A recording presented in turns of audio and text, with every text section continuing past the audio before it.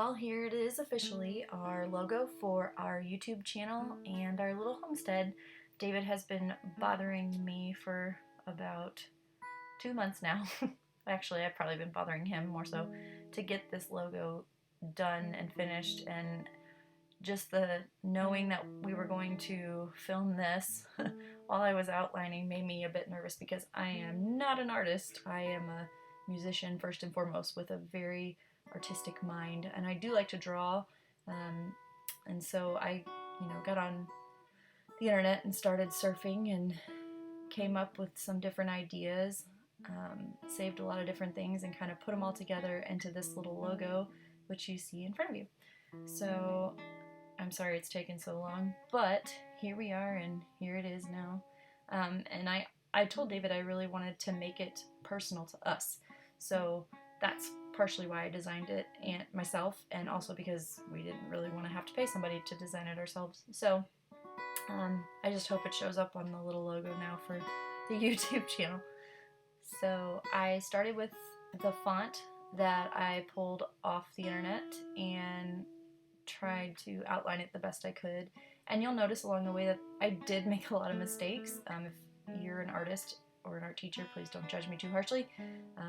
I did the best I could with what I had and the time and the skill set. So, but I wanted that hand-drawn look to it. I didn't want it to be perfect looking because it makes it a little more rustic looking in my opinion. So I made it to where I was going to be able to trace it, and even outlining it, it was going to look like it had minor imperfections, and that's the way I like it.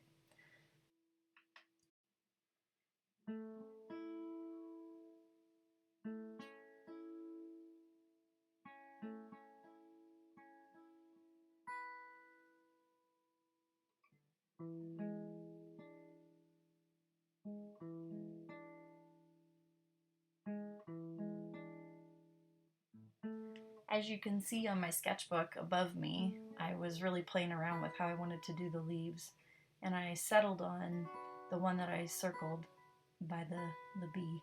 So I was trying to decide if I wanted to do dots for the shadow, or if I wanted to do lines, or if I wanted to do brush pens in gray, because I knew I wanted to make it in grayscale. And I'll probably add color to it later, so maybe we'll do another video on that. I'm not sure. That's if I'm feeling brave enough again. So I decided on doing lines, but the technique that you have to use with these pens is quite tricky.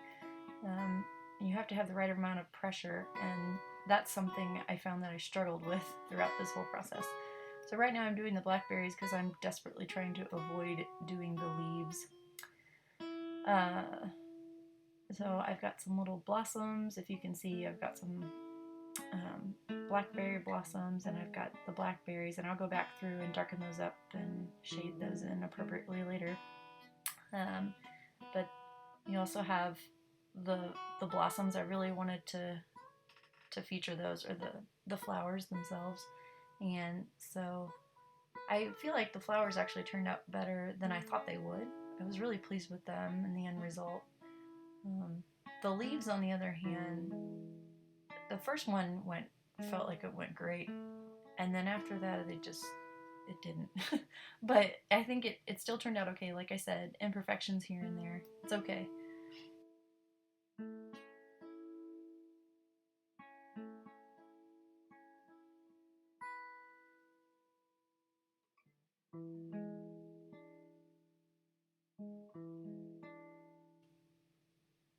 So this leaf was not my best one, but it ended up being okay if you're looking at it from a distance, I suppose. And if it's small enough on the logo on the YouTube channel, it won't be so bad, I guess. But I just want to say that I love how when you sketch something and you have this idea in your head, that even when it's incomplete and you have the basic framework, the process of watching it come alive off the page when you outline it and put the finishing touches on it, that is really exciting. And I don't know that this turned out exactly the way I had planned, but I'm really pleased, like I said, with the end result. And so sometimes the process of getting there, even though it doesn't seem like it's going well, maybe in the moment, like here you can see the frustration, it still turned out okay. And you know, you learn to love it because you worked so hard for it in the end. Something I didn't add were thorns, and let me tell you, when I was picking wild blackberries on the property, there are thorns. So I will probably go back and add those later, but in a very subtle way, as long as I can keep my hands steady enough. I don't want to make them obnoxious, but I'll probably put something on there to show that they are a bit prickly. So here you can see I'm darkening the blackberries and making them pop just a little bit more. And I figured out the trick to this is you draw these teeny tiny little circles, but then you just don't shade them in all the way. You just leave one little white circular speck that you don't shade, and it makes it look like they're really shiny. So next up was the hills underneath. It's called Brambleberry Hills. David insisted we had hills, and we talked about how we were going to incorporate that. Like maybe we could do it with the tail of the Y on Brambleberry, but I just couldn't figure out a way to do it that I really enjoyed it. So I found a picture similar to this online and went with it because it looked a little bit like farmland and a hilly background. So right now I'm doing the tree line along the edge there because we do have a lot of trees right now. Not as many as I was like, just because there was a logging company that came in and logged most of the big ones, so we're just letting what we have grow as much as we can. And I'm hoping we don't have to clear too much because I really like having the shade there and just watching the breeze play through the trees. So here comes the next part that I was most nervous about, and that was the hand lettering. I did do it myself. If you do hand lettering as a side gig or a profession, then I'm sorry, I'm not doing it exactly probably like you should in continuous strokes, but I am a perfectionist like I've stated, so I wanted to go back and make sure that it was where it needed to be. I found that I really don't like doing double letter R's. That is just not my favorite. And just the letter R in general. It's weird when it comes to hand lettering like this. So it's thinner right now, but as you can see, I'm going back through and making my downstrokes a little bit thicker. And watching this, I kind of actually wish I would have left it just like it was with the thinner strokes.